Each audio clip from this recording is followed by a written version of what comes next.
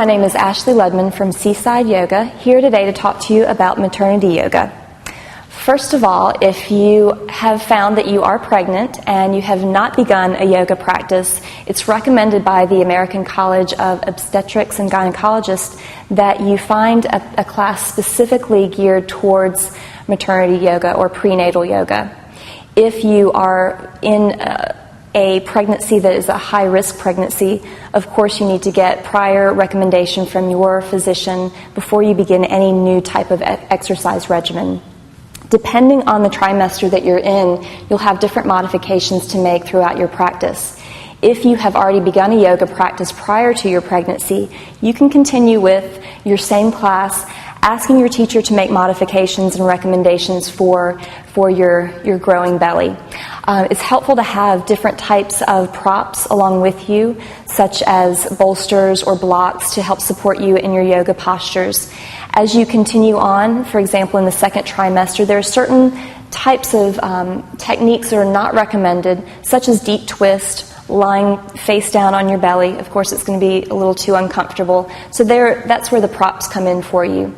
Once you do approach your last trimester, you may find yourself growing more uncomfortable in a regular class, and therefore you may want to seek out a prenatal or maternity yoga instructor.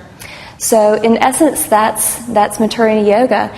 Finding a great instructor to support you along the way within your pregnancy, using props, modifying your current practice if you are practicing, and definitely getting a doctor's recommendation if you are interested in practicing maternity yoga.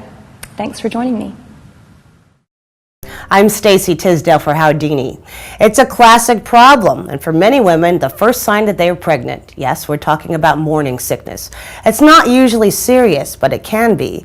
Here to help you determine whether or not it is and what you can do about it, Dr. Keith Edelman. He's the Director of Obstetrics at Mount Sinai Hospital in New York and the author of 2 books, including Pregnancy for Dummies. Dr. Edelman, thank you so much for joining us. Thanks for having me. First, what is morning sickness? What causes it? Well, it's actually a misnomer. It's not just morning sickness. It's really any time of day sickness. And it's a nausea and vomiting that typically occurs pregnancy. It tends to occur early in the pregnancy, in the first trimester, and it's associated with the pregnancy in of itself. No one knows exactly what causes it. It's probably related to a placental factor, the afterbirth, something that the afterbirth produces.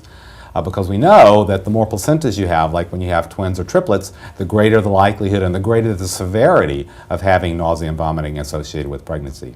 The thing that's so scary about it is a lot of times people are unable to eat, keep anything down. You're afraid, what's this doing to the fetus? When does it become a problem? Well, some women have, nausea and vomiting that just is intermittent, it comes and goes, but some people have nausea that's just severe and it's unremittent. And I'd say if you go for 2 or 3 days without being able to take down any solids or any liquids, then that's clearly a time to notify your doctor. That's outside what the typical patient experiences with nausea and vomiting associated with pregnancy. So 2 to 3 days, then you raise concerns with your doctors. On just a general ordinary basis, what can someone do to alleviate some of the symptoms? It's a good question. I mean, what we typically tell patients is try to have frequent meals, but eat a smaller amount. I tell people to divide what they would normally eat, into maybe 8 or 10 different little small portions, and just constantly have something by your desk or your bedside, and just eat 1 bite at a time or 2 bites at a time. The other thing you can do is to eat bland foods. Eat foods, this is not the time to eat spicy foods because that's an irritant to the stomach itself. One of the other hints that I tell people, and it makes a big difference, if you can't keep anything